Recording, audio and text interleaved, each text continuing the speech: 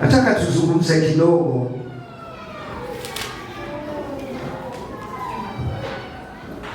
katika kitabu cha Kutoka 14, Exodus 14, na katika huo mstari wa 10 nataka tuzungumzie hii. Hata Farao alipokaribia, wana wa Israeli wakainua macho yao na kutazama Wamisri wanakuja nyuma yao. Wakaogopa sana. Wana wa Israeli wakamlilia Bwana, wakawaambia Musa, je, kwa sababu hapakuwa na makaburi katika Misri, umetutoa huko ili tufe jangwani?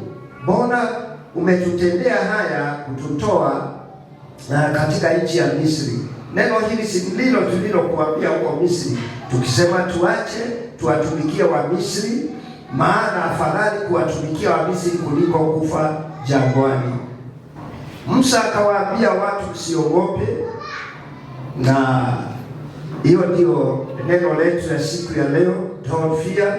Waambia watu msiogope, simameni tu mkauone wokovu wa Bwana atakao wafanyia leo, kwa maana hawa Misri mliowaona leo hamtawaona tena. Bwana atawapigania nyinyi, nanyi mtanyamaza kimya.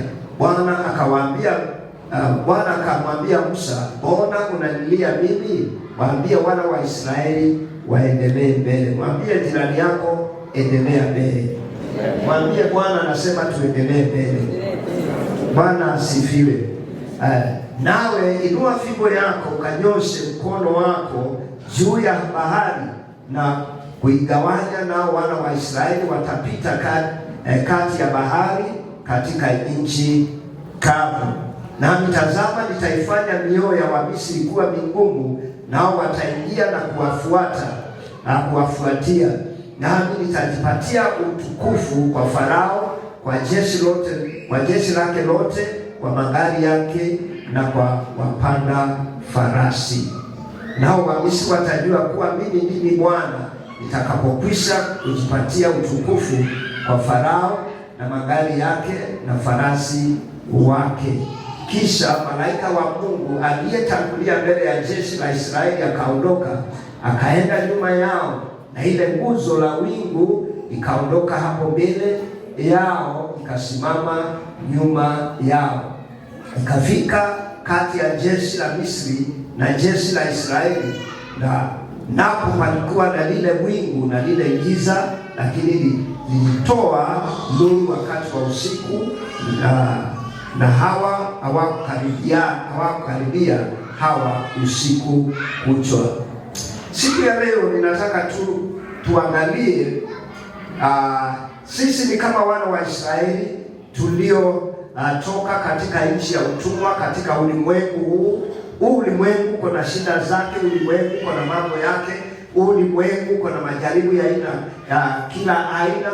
Ulimwengu ni wakati unakuta kwamba mambo inabadilika kila kuchao, na hapa Biblia inatuambia kwamba don't be afraid, stand firm and you will see the deliverance of the Lord. Bwana asifiwe. Simameni tu mkauone wokovu wa Bwana. Biblia inatuambia kwamba wana wa Israeli wakati walipokuwa wanamlilia Mungu, baada ya miaka 430 they were crying to God. Wakati walipoenda Misri, wakati walipokuwa na kiangazi, mahali walipokuwa nakaa, wakati Yusufu alipokuwa mkubwa pale Misri, ndipo waliingia pale. Na baada ya Farao aliyekuwako akafa, kukatokea Farao mwingine, yule hakuwa Yusufu, hakuwa anamjua, hakuwa anatambua hao watu, sababu yule Farao wa kwanza alikuwa ameaga na alikuwa amekufa, na kwamba kukakuja mtu mwingine aliyekuwa ni mkatili, aliyekuwa ni mbaya, na akaanza kuwatesa wana wa Israeli. Lakini kumbuka ya kwamba Mungu alikuwa kulikuwa kumetabiriwa kwamba wataenda katika nchi ya ugenini, watakaa pale na watakuja kutolewa pale na Bwana. Na kwa hivyo tunakuta kwamba sasa Mungu amekuja, wameanza safari, na baada ya kwenda tu katika siku chache ndio wanakuta bahari ya Shamu. Wakati walipokuta bahari ya Shamu, mbele yao kawa ni bahari, nyuma yao ni askari wa Farao wanaopanda farasi. Sasa wakaona ya kwamba wakati wao umefika mwisho, na ndio maana sasa hapa wanasema kwamba sasa, kwa nini ulituambia ya kwamba tutoke Misri, mahali tulipokuwa tunakula malenge, mahali tulikuwa ni watumwa, badala utulete katika mahali hapa tufie jangwani katika mikono ya Wamisri. Lakini hapa ni vizuri tukaweze kuelewa ya kwamba wakati tulipookoka, tuliokoka na tukawa katika ulimwengu na katika dunia iliyo na shida zake. Biblia inatuambia kwamba sisi tuko katika ulimwengu, lakini sisi si wa ulimwengu huu. Nirudie tena, Biblia inatuambia kwamba sisi tuko katika ulimwengu, ijapokuwa sisi si wa ulimwengu huu. Bwana asifiwe sana. Na si kusema ya kwamba wakati ulipookoka majaribu hautayapata. Majaribu utayapata, na utapata changamoto nyingi katika ulimwengu huu. Utakwenda mahali pengine na utaona watoto watakutusi. Utapata wakati mwingine kama hapo unapotembea, unakutana na vijana wamefunga bangi, wanakutukana kama mama. Wewe mama utoka kwa barabara, wanavuta mkokoteni, na shida zinakuwa ni nyingi. Sisi tuliokoka tungali katika ulimwengu huu, ijapokuwa sisi wa ulimwengu huu, na tunaweza kuwa na kilio kama kila wana wa Israeli waliweza kulilia pale jangwani, wakati walipoangalia wakaona kabisa wataangamia. Lakini jambo la kushangaza ni ya kwamba Musa akawaangalia na akawaambia kwamba hao maadui mnaowaona siku ya leo hamtawaona tena maishani mwenu. Tumpigie Bwana makofi. Hamtawaona tena. Wao waliona bahari mbele yao na wanashindwa bahari, na sisi hii ni shida. Sasa bahari tukienda huko tunamezwa na maji na tunakufa. Tukirudi nyuma tunaenda na tunauawa na tunamalizika. Lakini hawakuwa wanaona ya kwamba Mungu aliyewatoa kwa Farao ni Mungu mwenye nguvu na ni Mungu mwenye mamlaka, na atawaokoa na Farao. Amen. Bwana asifiwe. Siku zile tunaishi siku ya leo, tunakuwa na tunapatana katika shida za aina mbalimbali, na kuna matukio ya aina mbalimbali tunayopatana nayo. Na kama mwanadamu, wakati mwingine unajiuliza, sasa Mungu katika haya mambo yote uko wapi? Where are you God? Katika hili jambo Bwana uko wapi? Lakini huyo Bwana yeye ndiye anayekutengenezea njia. Haleluya. Katika shida zako, katika bahari iliyo mbele yako na nyuma yako kuna maaskari wa Farao, still God is there and he will make a way for you. Bwana asifiwe sana. Mungu yupo naye atafanya njia katika maisha yako. Biblia inasema ya kwamba the Lord will fight for you. Yeye atakuja na ataweza kupigania, na anakuambia ukije mbele zake na ukaweze kumngojea. Lile jambo lingine Bwana anasema, the Lord said to Moses, why are you crying unto me? Kwa nini unanililia? Biblia inasema kwamba tell the Israel to move on. The time has come for the child to move on. Sio wakati wa kusimama, sio wakati wa kudua, sio wakati wa kuona kama umefika mwisho wako. Bwana anakuambia chochote kile unachotenda, endelea mbele. Tell your neighbor, move on. Ni wakati wako wa kuendelea, si wakati wa kukaa pale na kulia na kusema sasa nitafanya namna gani. But the Bible says Biblia inasema ya kwamba Musa akaambiwa na Mungu, waambie wana wa Israeli wakaweza endelea mbele, na kwa hivyo wakaweza kuwa wanaendelea mbele badala, sababu alikuwa anaona bahari iko mbele yao. Pale wakati walipokuwa naambiwa waendelee mbele, Mungu akamwambia Musa, fimbo ulionayo ukainyoshe pale, alafu bahari itagawanyika mara mbili. Tumpigie huyo Mungu wa wokovu. Mungu alikuwa na suluhisho. Mwambie jirani yako, Mungu alikuwa na suluhisho. Mwambie Mungu hata sasa ako na suluhisho wa maisha yako. Mwambie hautaangamia jangwani. Mungu yu pamoja na wewe. Bwana asifiwe sana. Huyo Mungu anakuanga kila wakati. Ijapokuwa wakati mwingine atuambii, anakuanga na suluhisho wa maisha yetu. Na ndio maana sasa walishindwa, sasa katika bahari itakuwa namna gani? Lakini pale Mungu akamwambia Musa, inua fimbo yako. Na wakati ule akainua fimbo yake, na alipoinua basi maji kagawanyika na wana wa Israeli wakapita katikati. Aitui maji mahali, Biblia inasema ya kwamba mahali walipitia pale chini nchi kavu. Bwana asifiwe. Vile ilivyotendeka mimi sitaki kujua, lakini Biblia yangu inaniambia kwamba walipita katika nchi kavu. Lile jambo lingine ni ya kwamba maji kagawanyika pande hii na pande ile nyingine. Wao wakapita katika nchi kavu. Yaani mkono wa Mungu ulikuwa pamoja na wana wa Israeli. Wakapita. Biblia yangu inaniambia kwamba walikuwa na wingu usiku. Lile wingu lilikuwa ni tanuru ya taa iliyowamulikia. Sio tu kuwamulikia, jangwani ni mahali panakuanga na ile hali ya baridi nyingi sana, lakini hiyo wingu ilihakikisha kwamba wanapata joto. Tumpige Bwana makofi. Wakapitia katika mahali pale na palikuwa na joto usiku, sababu Mungu alikuwa pamoja na wao. Kwa hiyo Mungu awatengenezea njia na wakapita. Neno la Mungu linasema ya kwamba Mungu anasema ya kwamba mimi nitaweza kujitukuza katika Wamisri. Bwana asifiwe. Wakati nilipokuwa nikisoma hili neno, nilikuwa ninajiuliza, Mungu, yaani Mungu unaokoa watu wengine na wengine unawamaliza. Wengine anawaua na wale wengine anaokoa. Yeye ni is God who keeps his covenant. Mungu anayefanya agano yake na kutimiza agano lake.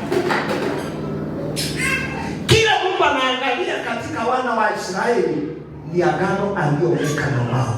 Mwambie jirani yako, agano aliyoweka na wana wa Israeli. Hivi muulize, wewe uko na agano la Mungu? Bwana asifiwe sana. Do you have a covenant with God? Our covenant with God is our salvation. Bwana asifiwe sana. Agano letu na Mungu ni wokovu. Hallelujah. Amen. Wakati wowote Mungu anakuangalia, anaona Kristo ndani yako. Amen. Hallelujah. Amen. Haijalishi unapita katika shida gani. Haijalishi simba kwa hapa. Yeye ndiye anayefunga vinywa vya simba. Hallelujah. Haijalishi wachawi wako hapa. Yeye ndiye anayeua wachawi. Yeye ndiye anayewahukumu wachawi. Hallelujah. Huyo Mungu, wakati ule nilipokuwa nikisoma neno hili, Mungu anasema kwamba leo nitajitukuza kupitia katika na hao Wamisri. Na kujitukuza ni ya kwamba wakati walipokuwa wanavuka pale bahari ya Shamu, yaani wanapita pale katika nchi kavu, na kondoo zao na watoto wao na nini na ng'ombe zao na ngamia zao katika nchi kavu, Biblia inatuambia malaika wa ulinzi alikuwa nyuma yao. Mwambie mwenzako, tuna malaika anayetulinda. Haleluya. Malaika wa Mungu alikuwa pale anawalinda. Lile wingu, sababu kulikuwa ni usiku, basi likaweza kuwamulikia njia, na sio hiyo pia likawapa joto. Bwana asifiwe sana. Wakati nilipokuwa nikiangalia hiyo jambo, nikaona sasa huyu Mungu ni wa ajabu. Yaani ametengeneza bahari ya Shamu na kuwa ni njia. Alafu anasema atajitukuza. Na ile hali ya kujitukuza ni ya kwamba wakati walipovuka mpaka ng'ambo ile ingine, basi Wamisri nao, Biblia inasema Mungu akasema nitawafanya Wamisri mioyo yao migumu. Uiendelee kuona, ukasema si hapa wamepitia, tuwafuate. Bwana asifiwe. Mahali tunafanyia conference hapo katika hiyo shamba. Zamani wakati nilipokuwa kijana, sababu hiyo shamba ni kwa pastor wa ila yule akikabula. Kuna wakati tulipokuwa tunatoka Kiligo na tulikuwa tunakuja kesha hapo, na tukuwa tunajua njia, na wakati ule hakukuwa na manyumba mengi na palikuwa na msitu hapo. Na wakati tulipokuwa tunatoka pale tukapita sasa, tukawa sasa tunaingia hapo, chui akatokea mbele yetu. Tulikuwa na ndugu mmoja, baba yake alikuwa ni askari hapo Kiligo. Na sasa tulipoangalia tukaona chui ako hapa mbele yetu. Kwa ghafla, sababu hatukuwa tunajua hasa njia ni wapi, sababu hatukuwa tumeenda pale kwa kina Wainaina. Sasa nuru ikatokea mbele yetu. Nuru ikatokea nini? Tukaona nuru imetokea mbele yetu. Nikamwambia yule kijana, alikuwa anaitwa Efantas, angalia, hii nuru inatuambia kwamba yaani Mungu ako pamoja na sisi, na hapa chui ako hapa. Nikamwambia twende hapa nikuonyesha Mungu ako pamoja na sisi. Kwa hivyo tukaenda, chui akiwa anapita mbele yetu, anapita kando yetu, na nuru inatuongoza. Yaani hatuna toshi, lakini mbele yetu kuna nuru inatuongoza. Ikatuongoza mahali tulipofika, tukatoka katika msitu na tukaingia mahali kuna mijengo. Sasa chui akaondoka, akaenda. Ile nuru ikatuongoza mpaka mahali palipokuwa na kesha. Mahali ilipokuwa ni hapo pamejengwa kanisa. Hebu angalia mpango wa Mungu. Hapo sasa pamejengwa kanisa. Hapo ndipo mama yake Wainaina, in fact tulikuwa tumefanyia hiyo kesha kwa mama yake. Bwana atusaidie. Tukaingia katika kesha, na kesha ikawa mzuri sababu nuru ya Bwana iweza kutumulikia. Nikaona mkono wa Mungu. Wakati mwingine chui ilikuwa inatuongoza, tulikuwa tunasoma huko upande wa Karinde na tulikuwa tunakaa Kiligo. Na katika wakati ule tulipokuwa tunakaa huko, wakati mmoja kulikuwa na sherehe zilikuwa pale. Mama hakuja na baba yangu alikuwa kazi, mimi na dada yangu aliyeaga ndio tulikuwa pale, tukachelewa. Na kupita hapo tukafika kwa leri hapo, pia palikuwa na chui akajitokeza akatuongoza.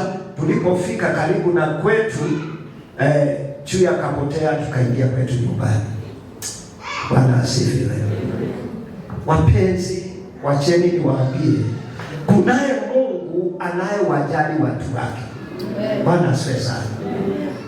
Haijalishi zile shida unazopitia.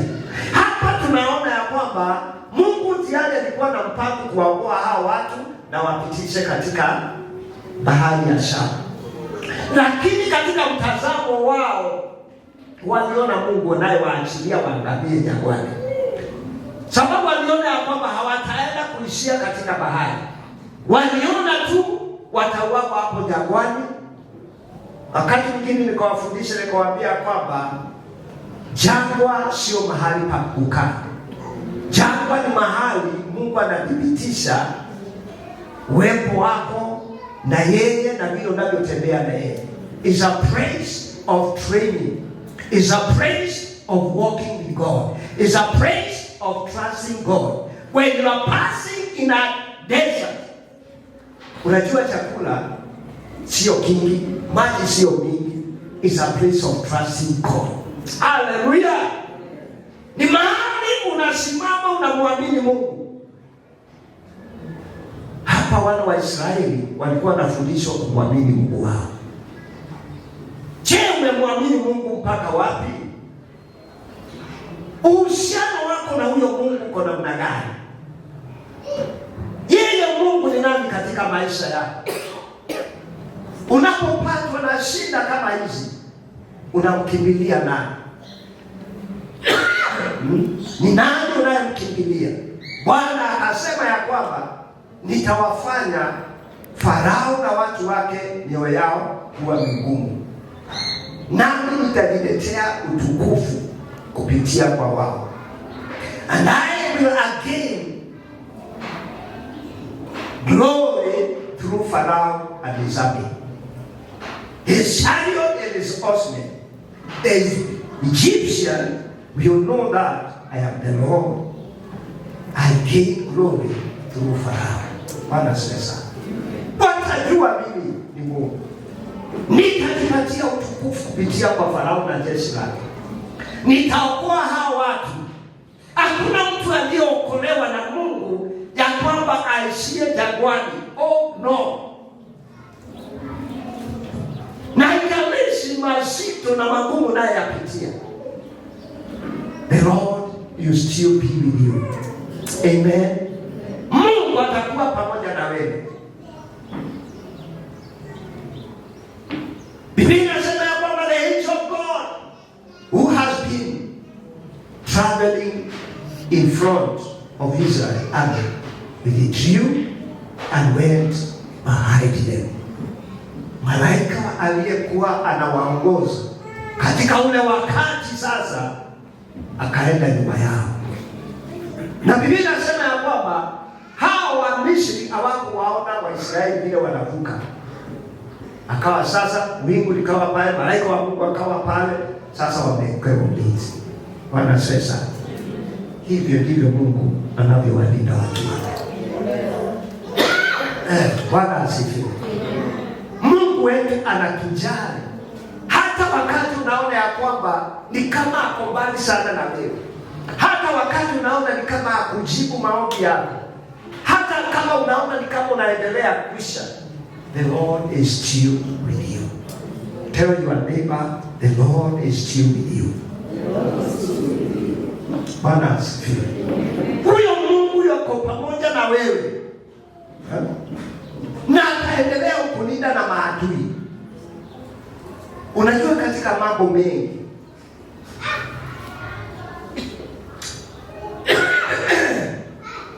wakati mmoja mama mmoja aliona ni vizuri akamloge mchungaji, sababu mchungaji alikuwa anapitia hapo anawasomea neno la Mungu na anawaombea. Na siku moja akaona ya kwamba sasa huyu anakujanga kunipa hii neno mimi sitaki. Akafikiria wacha ni mroge ya kufe. Akamwekea dawa katika chapati. Wakati alipokuwa kumaliza kunena neno la Mungu na akawaombea, akasema sitakunywa chai, lakini chapati wacha nibebe, nitakula ikifika nyumbani. Akabeba. Wakati alipobeba akakutana na watoto wa yule mama. Habari ya pasa, habari ya pasa, habari ni nini yako nayo sasa ya kuwapa watoto? Si ile chapati. Akawapa chapati. Wakati waliporudi wakaanza mitungu ni nini tumekula, tumepewa chapati na pasta yule anakujanga hapa. Mama akaanza kulia na akaanza kusema, nini dei iko? Ni mimi nimejifanya hivyo. Ni mimi nimejifanya hivyo. Always there's a protection in God's people. Amen. Kuna ulinzi katika wale walio wa Mungu. Na ndio maana Biblia inasema hata wakati wakapopewa kitu cha kuficha, yaani sumu, haitatudhuru. Haleluya. Haitakudhuru. Bwana asifiwe sana. Pengine umeshapewa na ujui, na wewe ukakula na ukakunywa na unaendelea. Wale watu wanaangalianga leo sio nini kadri ya kweli. Hautakufa. Hallelujah. There is a God of protection. There is a God of security. Hallelujah. Let us rely on Him. Bwana asifiwe sana. Let us rely on Him. Wacha yani tumtumikie kwa ukweli. Wacha tutembee pamoja na yeye. Wacha tusio watu wa kunungunika kama hawa walivyonungunika. Ni sababu walinungunika, lakini Mungu akawaambia mtaona wokovu wangu siku ya leo. Today the Lord is saying, you will see my salvation. Amen. Mtaona ukombozi wangu. Hallelujah. Sijui ni kwa njia gani Mungu atatimiza lile jambo.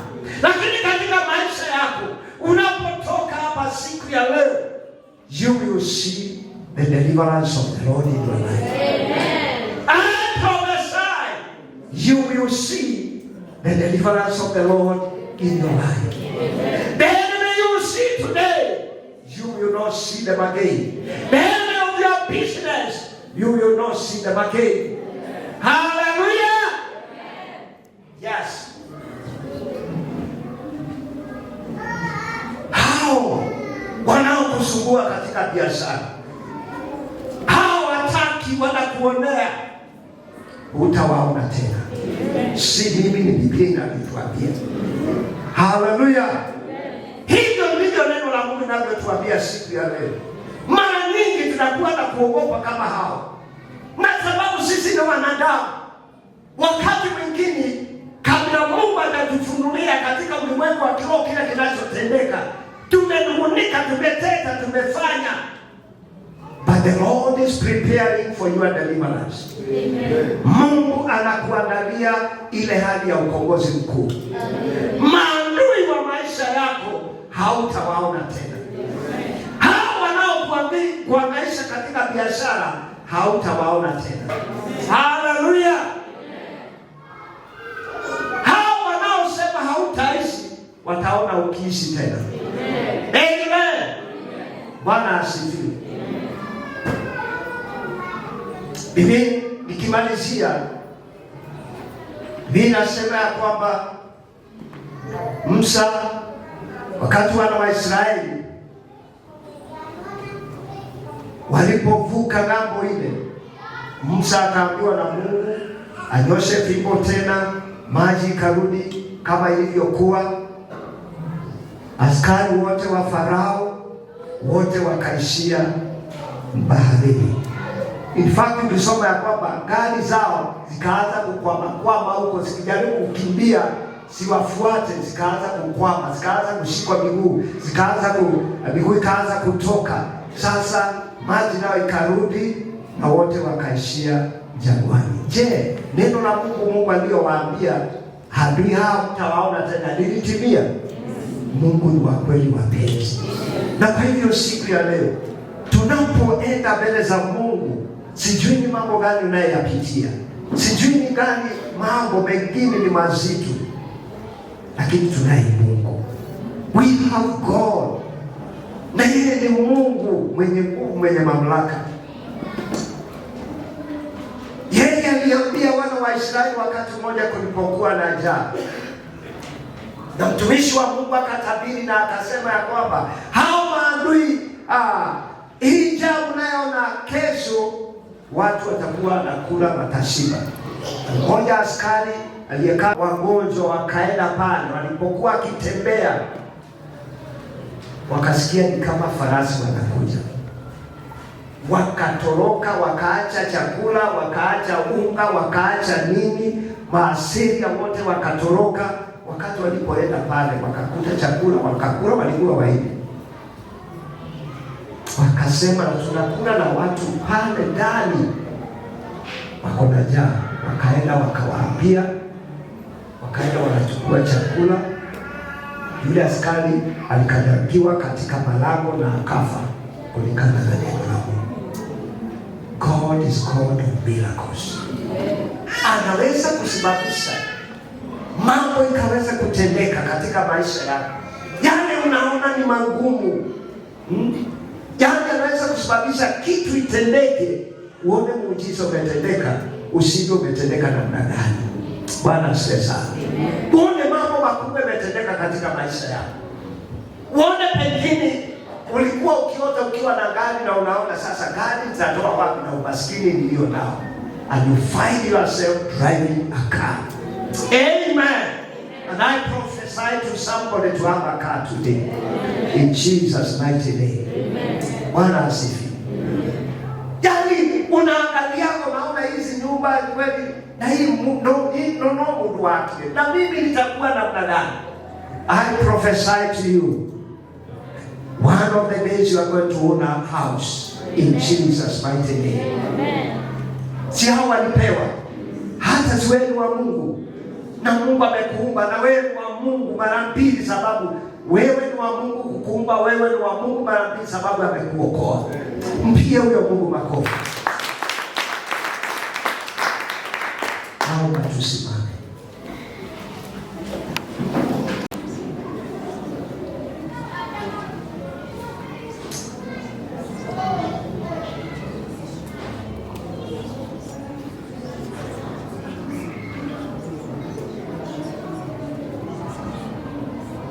Father, we thank you. Father, we worship you. Father, we adore you. Father, we magnify thy name. Ni asante kwa Bwana pamoja nasi. Tumelisikia neno lako na uko pamoja nasi. Bwana, naomba ya kwamba tunapitia katika mambo, maisha, uchumi uko chini. Bwana, naombea kanisa lako kaweze kuimarisha. Hao wanaopitia changamoto za kazi, wewe ni Mungu wa muujiza. Naomba ukatende kazi, ukafungue milango ya kazi, milango za biashara katika jina la Yesu Kristo. Ninavunja nguvu zote za giza zinaowalemea katika maisha yao. Mungu, naomba nuru yako ikaweze kuwaangazia, ikawaangazie majumbani kwao, ikawaangazie katika njia zao, ikawaangazie kama ulivyoangazia wana wa Israeli. Kama siku moja ulivyoniangazia Bwana, nikaona ukuu wako, nikaona wema wako. Bwana, waangazie katika biashara zao na katika kazi zao. Wewe kwetu ni Mungu mponyaji, ukawaponye na shida zao, ukawaponye na magonjwa, kutandika na mahitaji yao. Baadhi ya wengine ni mahitaji ya kulipa nyumba. Bwana, naomba katika jina la Yesu, muujiza ukaweze kutendeka katika jina lako Yesu. Wainue na ukaweze kuwatenda mema, ili jina lako liinuliwe na libarikiwe. Katika jina lako Yesu Kristo tumeomba na kuamini.